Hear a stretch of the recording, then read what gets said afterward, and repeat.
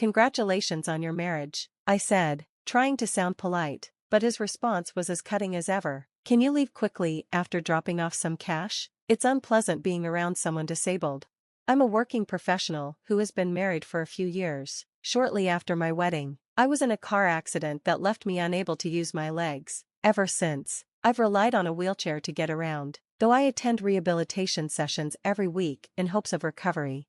When I first found out I'd be confined to a wheelchair, I was devastated, but my wife, her parents, and my family have been nothing but supportive. Their kindness has kept me positive, even when the rehabilitation process is hard. Thankfully, since I work from home, I've been able to manage life relatively well, despite the circumstances. However, there's one person who has made things difficult: my brother-in-law. Outwardly, he's the picture of a successful, well-liked man. When I first met him at my in-laws' house, I thought he seemed nice, but when he learned I had been in an accident and was now in a wheelchair, his true colors began to show. "The worst part is that my brother-in-law is disabled. Don't make things harder for the family," he said coldly, as though my accident was an inconvenience rather than a tragedy. It was an odd and hurtful thing to say to someone who had just endured such a life-changing event. His attitude only worsened. During a visit to my in-laws, he told me, "Could you not leave the wheelchair here? It's in the way. Leave it outside when you come into the house." I was already exhausted mentally and emotionally, and his comments only made it harder. What made it worse was how he only said these things when we were alone, never in front of my wife or her parents. His behavior was sneaky and deliberately cruel. Despite how much his comments bothered me, I tried to brush them off, thinking maybe he was just struggling with how my disability might affect the family. But his sarcasm and dismissive attitude never stopped, each encounter more draining than the last. Then, he decided to get married, as if life for him would just carry on perfectly. His bride was the daughter of the president of the company where my brother-in-law worked. He had impressed the president enough that the man asked him to marry his daughter. We gave our blessing to the marriage, not because of her status, but because it was his choice. As the wedding preparations progressed, we eventually received the invitation. I marked attending and sent it back, knowing how excited everyone was for this big event. The wedding was held at a famous hotel, and it was an extravagant affair, as expected for the daughter of a company president. The guest list was long, and it was clear a great deal of money had been spent to make it a grand occasion.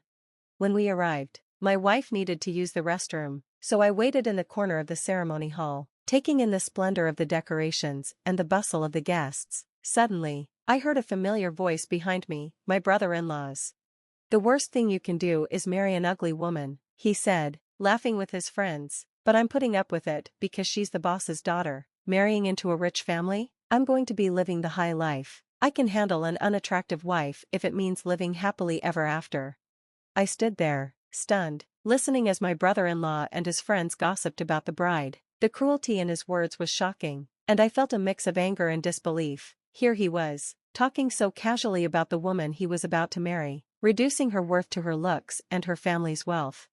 After a while, my brother-in-law left to rejoin the festivities. I returned to my wife, who was glowing with happiness for her brother. I debated telling her what I had overheard but decided against it. She was too thrilled about the wedding, and I couldn't bring myself to shatter her joy, so I remained silent, keeping the cruel words to myself as we headed to the groom's waiting room, where my brother-in-law and the rest of the family were already gathered.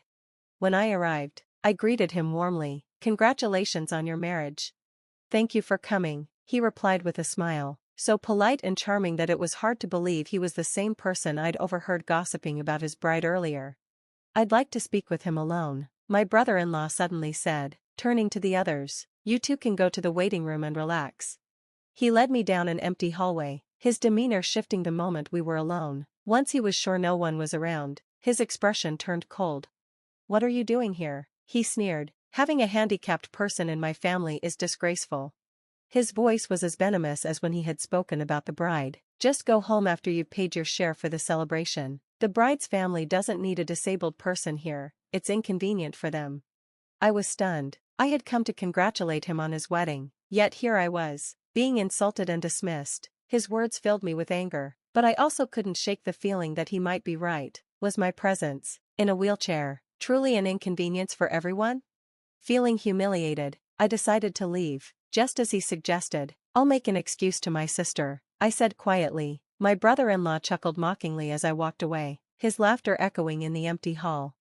As I made my way home, my phone rang. It was my wife, her voice filled with panic. "Where are you? I realized you were gone and I got worried."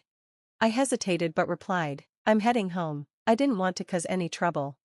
"Who said that to you?" she asked, her voice rising with concern. "Nobody said anything like that, and if anyone does, I'll be the first to stand up for you." Her words brought me so much comfort. She was furious, as if she had been insulted herself. Buoyed by her support, I turned around and headed back to the wedding. When I returned, my wife rushed up to me, relief and love written all over her face.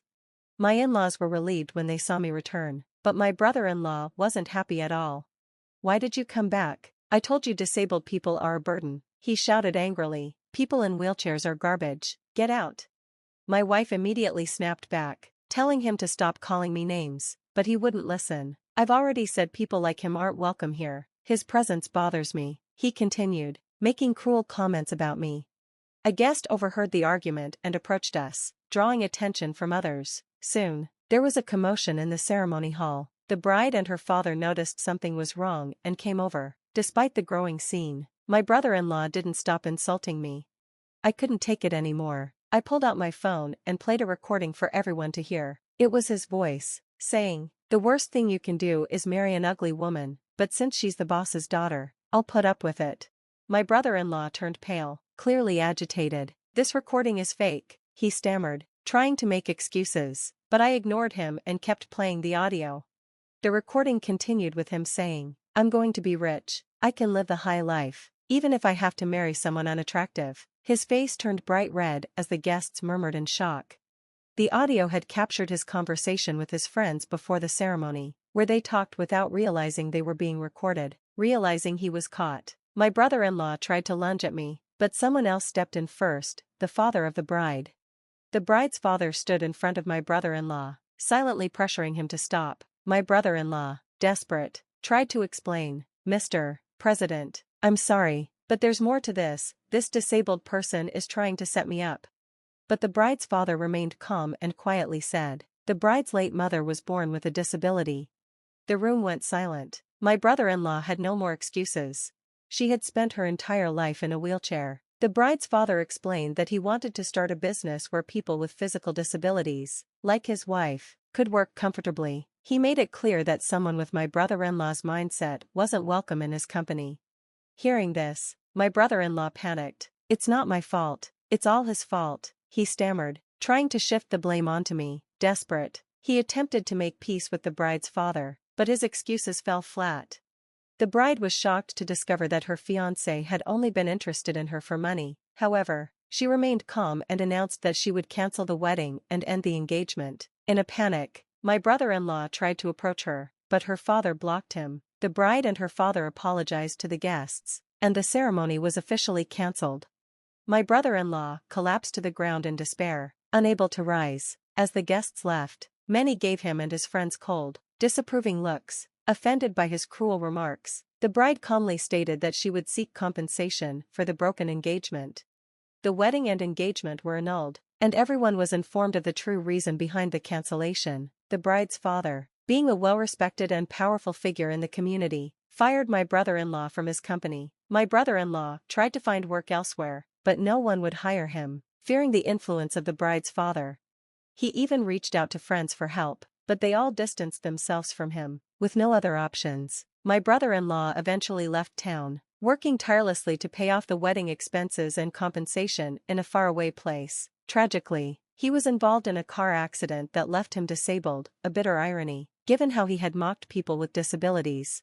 As for me, I was finally able to walk again, thanks to my wife's unwavering support and the hard work I put into rehabilitation. These days, my favorite thing to do is spend weekends shopping with my wife, trying to repay her for all the love and care she gave me during my toughest times. Thank you for reading.